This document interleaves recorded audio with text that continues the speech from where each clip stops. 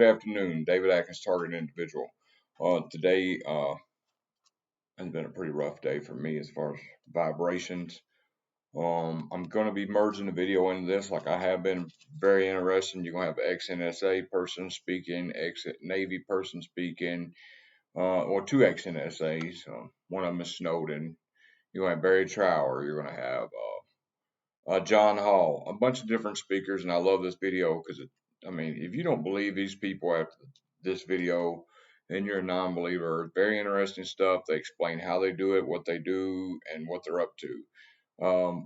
So please, I know any real target individual will enjoy this video because they're going to know it's real and they're going to relate. Also, I would like to hear from anybody who every time they close their eyes, whether it's to rest their eyes, take a nap, or go to sleep, starts vibrating electricity very, very bad to the point where they can't sleep. I want to know if anybody's programmed like that. Okay, so anyway, I was reading this before I go into this. I always come with a word from the Lord. I was reading this out of Habakkuk, and I'm going to read it, and I know you're going to relate. Habakkuk was crying out to the Lord, and this was back in his days because he's, we're your people, Lord. Why are you letting this happen to us? So I'm going to read his complaint, and I'm going to read the Lord's answer. So if you don't want to take the time to listen, or, if you're not a believer, I respect you. I don't disrespect nobody. I'm no better than you or nothing. This is just my path I'm on, and it's the way I deal with my targeting. So don't feel like I think I'm better. I'm no better than nobody. My righteousness is filthy rags. So anyway, here we go. It's coming from First Habakkuk 1:12 to Second Habakkuk 3. I'm reading all the way there. Lord, and this is his complaint to God. It's all right to bring complaints to God. You're supposed to feel like you can bring, and you want to come boldly before the throne. Lord, are you not from everlasting? My God, my Holy One, you will never die. You, Lord, have appointed them to execute judgment. You, my rock, have ordained them to punish. Your eyes are too pure to look on evil. You cannot tolerate wrongdoing. Why then do you tolerate the treacherous? Why are you silent while the wicked swallow up those more righteous than themselves? You have made people like the fish in the sea, like the sea creatures that have no ruler. The wicked foe pulls all of them up with hooks. He catches them in his net. He gathers them in his drag net. So he rejoices and is glad. Therefore he sacrifices to his net and burns incense to his drag net. For by his net he lives in luxury and enjoys the choicest food. Is he to keep on emptying his net and destroying nations without mercy? I will stand at my watch and station myself on the ramparts. I will look to see what he will say to me and what answer I am to give to this complaint. And the Lord's answer said, and the Lord answers in Habakkuk 2 verse 2 starting. Then the Lord replied, write down the revelation and make it plain on tablets so that a herald may run with it. For the revelation awaits appointed time. It speaks of the end and it will not prove false. Though it linger, wait for it. It will certainly come and it will not delay. See, the enemy is puffed up. His desires are not upright. But the righteous person will live by his faithfulness. And I'm going to stop right there. Okay, I'm going into the clip now. God bless ever T.I. I feel your pain. I know what you're going through. And I hope we do prevail someday. God willing. Here's the video. Agencies of the world are gaining too much influence over government, how governments operate. And this is moving really to a Stasi state, basically. And it's not just the United States, it's countries all around the world.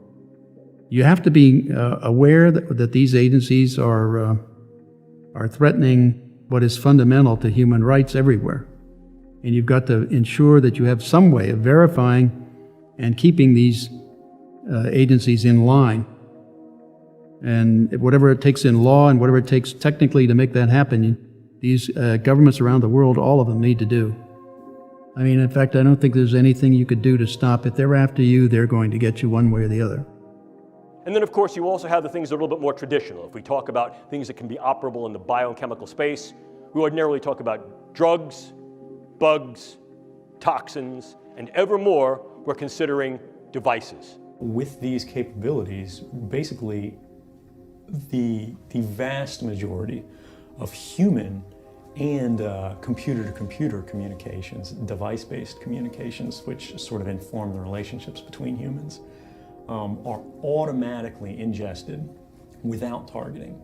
And that allows individuals to retroactively search your communications based on self-certifications. So, for example, if I wanted to see the content of your email or, your wife's phone calls or anything like that, all I have to do is use what's called a selector, any kind of thing in the communications chain that might uniquely or almost uniquely identify you as an individual. And I'm talking about things like email addresses, IP addresses, phone numbers, credit cards, even passwords that are unique to you that aren't used by anyone else. I can input those into the system, and it will not only go back through the database and go, have I seen this anywhere in the past? It will basically put an additional level of scrutiny on it moving into the future that says, if this is detected now or at any time in the future, I want this to go to me immediately and alert me in real time that you're communicating with someone, things like that. If they want to experiment on you, by the thousands they will, and you can be driven to insanity and death, and you just become a tick in a box without any so much as a feeling. Yeah, and this is what they do, and this is why they are above the law. One of the experiments was to take an ordinary sane person, cause insanity, and have a psychiatrist who was unknown to everybody diagnose schizophrenia or paranoia or a psychiatric illness. That was a successful outcome. And the person would spend the rest of their life in an asylum in misery, but to the government scientists, that was a success. We also see the use of biodata as a viable weapon. Manipulating biodata so that I can then put into your particular medical records subtle information that may change the disposition of whether you're sick or not, change how you're treated, influence the postures that go to you in terms of insurance, care, viability for military service. By altering that information, by changing those data, by purloining those data, I essentially change the you of you. And I can do that in very subtle and insidious ways. Furthermore, I can do that on a variety of different levels that can affect key individuals, so that in fact your medical record changes to thereby render you incapable or at least invalid to be able to serve in a way you're serving. Or I can do that on a much larger scale, groups, populations. And if I change those data, I change the way you're being regarded and treated. And I can do that in one of two ways. I can do it in such a way that you're going to be regarded in a negative sense, or I can do that in such a way that I'm going to treat you incorrectly. If I say, for example, you have a particular allergy or you have a particular disorder, you will be treated for that, and that could then harm your health and your stability in both a short wars approach as well as a long wars approach. Low-level microwaves were causing an enormous amount of cancers and leukemias and ill effects. And by then, everybody was leaping onto the microwaves as stealth weapons, and they go from there, which was the 50s, right up to and including the present day. I guess my my frustration is why I couldn't get through to government, members of government, in the House, Senate, or in the judiciary, or in the administration, or in the Inspector General's office, or anywhere, to actually start to realize what they were doing is stand up and say something against it openly. That was kind of the very frustrating part, because you thought these people who took the same oath of office that I did would actually do that, and you also thought that they would value the principles in the Constitution and what they stood for in terms of human rights and human freedom. But they don't apparently care for that. I mean, it's more it becomes an issue of money, control, and power, and it's not a question of human rights anymore. So for the last 40 years, the government, the English government, has been lying to the people. And the American government, the Canadian, the Australian, they have been lying. They have been lying to protect industry, protect their profits, to protect themselves from lawsuits. I believe that this industry and the part of the government which is encouraging them will be responsible for more civilian deaths and suffering than all the terrorist groups in the world ever. With the growth of the industry over the last 15 years, I would say now that these people are probably going to cause more death and suffering than the entire Second World War. And is that genocide? Yes, without a shadow of a doubt. And are they going to get away with it? Yes, because they are untouchable. They are outside the law. Scientists at the end of the war were hanged for what scientists today are doing and getting away with. Absolutely, yep. Our government could not just have a general writ, like the FISA court ordered with the Verizon transfer of data on 110 million plus U.S. citizens without being named or given probable cause or anything else. That was a general writ written by our FISA court that should be called into court by themselves and individually explain why they did that and what was the reason for it and their justification to do it. They need their day in court instead of doing everything in secret. They never come out and tell anybody what they're really doing or what their real understanding or secret interpretation is.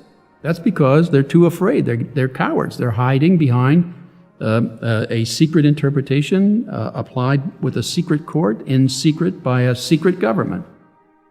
Sanctioned by the World Health Organization, without a shadow of a doubt. It is the same people. It's the same people sit on the ICNUP certificate. They sit on our government's Health Protection Agency, sit on the World Health Organization. It's the same people. It's the same people. There's probably no more than 20 of them. But they are going to, in my opinion, commit the worst genocide this planet has ever known. Not just people, but animals, plants. They are probably going to cause more destruction than a global war.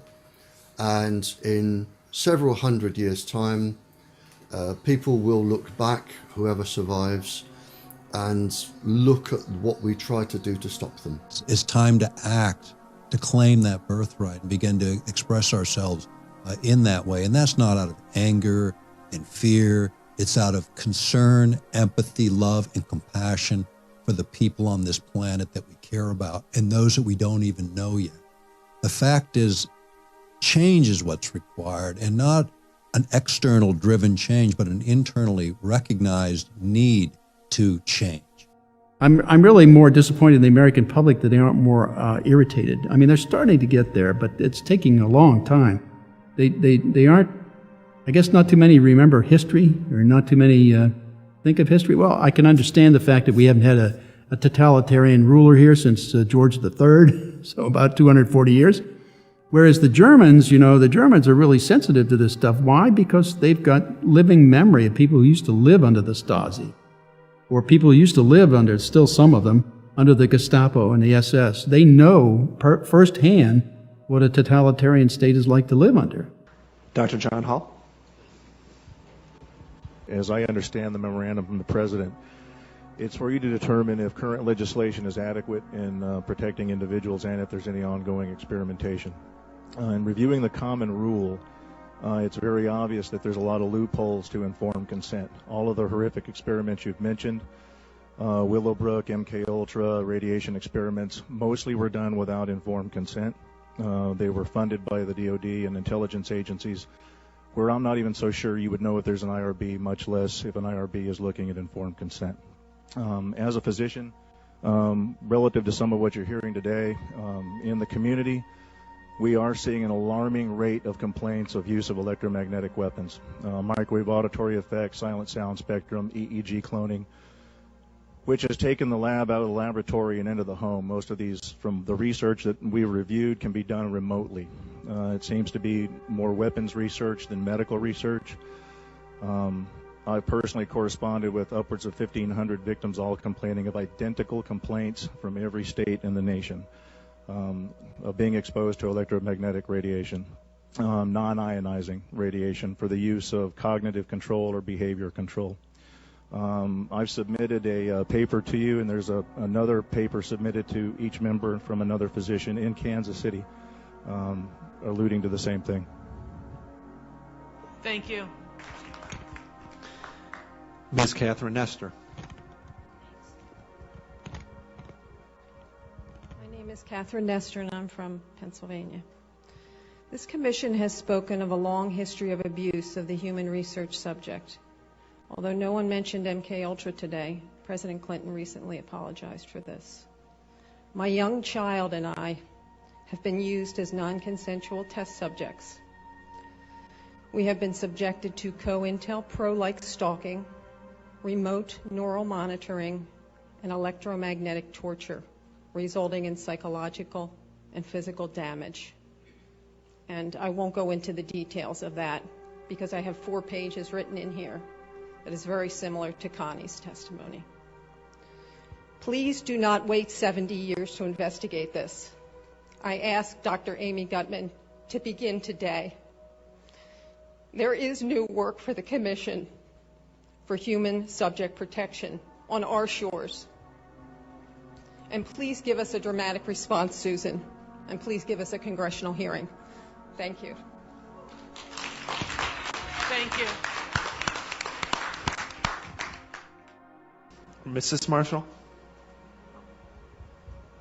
Good afternoon. My name is Connie Marshall. I'm a former mayoral candidate from Louisville, Kentucky. I have never been involved in any criminal activity. I am an 8-year victim survivor of assaults by directed energy weapons. The torture I've experienced consists of body overheating, body extremely cold, seizures, heart pain, earaches, itching behind eyes, burning behind eyes, swelling, headaches, involuntary movement of my limbs, exhaustion, speeding and heart racing, hair coming out by the handfuls as if I've had chemotherapy, mind paralysis, being hypnotized or placed in a trance-type state, being tracked by a drone or satellite, controlled dreams, sleep deprivation, V2K, which is voice to skull, projected sound, extreme muscle spasms, and extreme muscle cramps, being made to fall down, blue circles around the pupils of my eyes, and I'm here and you can look at them if you like. Low frequency noises in my home, high frequency noises in my home, sexual stimulation. Numerous electrical appliances in my home are destroyed. 4 computers, 2 fax machines, 7 telephones. I am watched in my home 24 hours a day and followed around everywhere I go, though I do not have a criminal history.